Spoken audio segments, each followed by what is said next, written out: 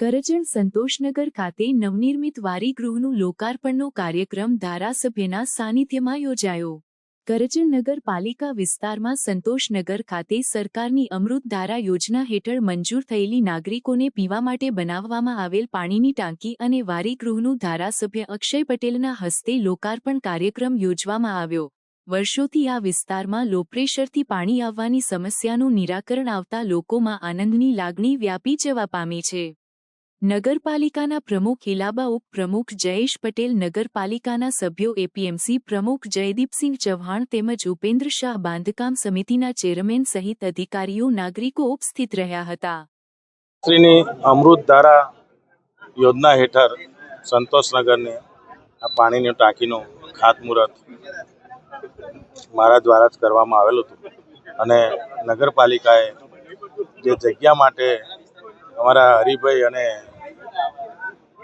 સૈયદનો ખૂબ ખૂબ આભાર માનું છું કે સુરતના એક ખેડૂત જે જાદવભાઈ અને શકુરભાઈ એ લોકોએ આ જમીન નગરપાલિકાને ડોનેશનમાં આપી છે અને એમની પાછળ અમારા અહીંના આજના કોર્પોરેટર શ્રી હરિભાઈને લોકોનું ખૂબ યોગદાન છે। અને આ જગ્યામાં આજે 12 મીટર ઊંચી 2 લાખ લીટરની કેપેસિટીવાળી 37.12 લાખના ખર્ચે આજે આ પાણીની ટાંકીનું નિર્માણ થયું છે અને એને આ પાણીના ટાંકીના નિર્માણને કારણે સંતોષનગરની આજુબાજુમાં ફૂલ પ્રેશરથી જે પાણીની માંગ હતી આ બાજુના લોકોની એ આમાં આજે પરિપૂર્ણ થાય છે।